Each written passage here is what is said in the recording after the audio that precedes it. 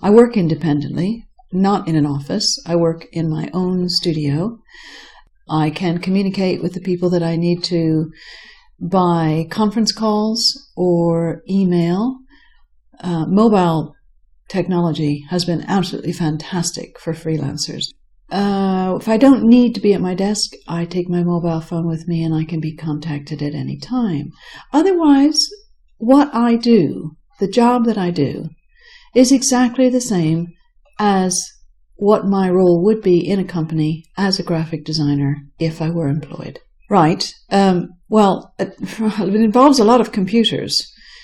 The first thing I do is check my email and then answer whatever needs to be answered.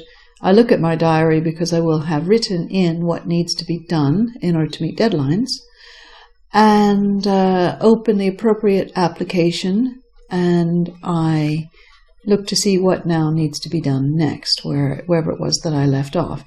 The role of a graphic designer is to take probably a Microsoft Word file from an editor, and I use a page layout program, then import the editor's text, just as words.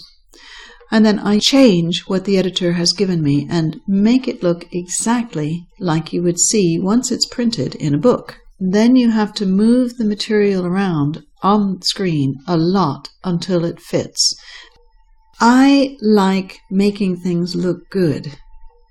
Some people are very aware of appearance, and you've heard that you can't judge a book by its cover, and yet a lot of money goes into designing covers because the first impression, the appearance of something, does unfortunately make a difference as to whether or not you pick it up or whether or not you find it inviting or comfortable. And a lot of the work that I do is for students, and students there's a lot of other things that they'd rather be doing than studying.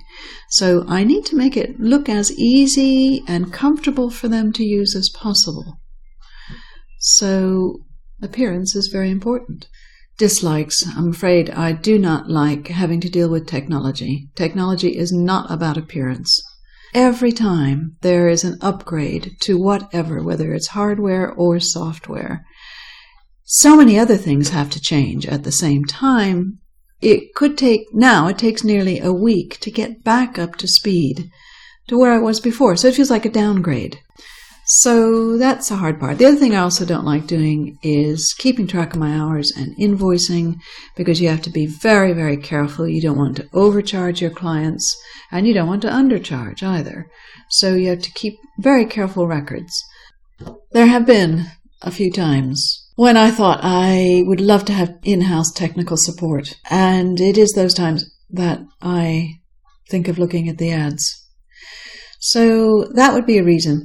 But I would lose so much in terms of my time flexibility.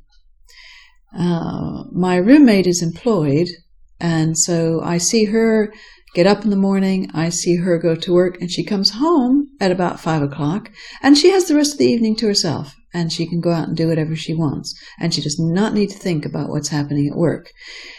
I might have days, weeks, sometimes even months, where she has seen me at the computer when she goes to bed, and she has seen me at the computer when she gets up. And then there will be days when I have the day off and I go into town and I come back and I'm my own timekeeper, whereas she has, it's a lovely day, but she has to go into work. And all things considered, it'd have to be a very high salary, I think, to get me back in-house. Ask me again the next time there's an upgrade. I do love the job, and the actual arranging the material on the page is not difficult for me, and I love playing with fonts. So I will probably carry on doing this job as long as I can afford a computer, afford the upgrades, and as long as people still want me, I'll probably carry on doing it.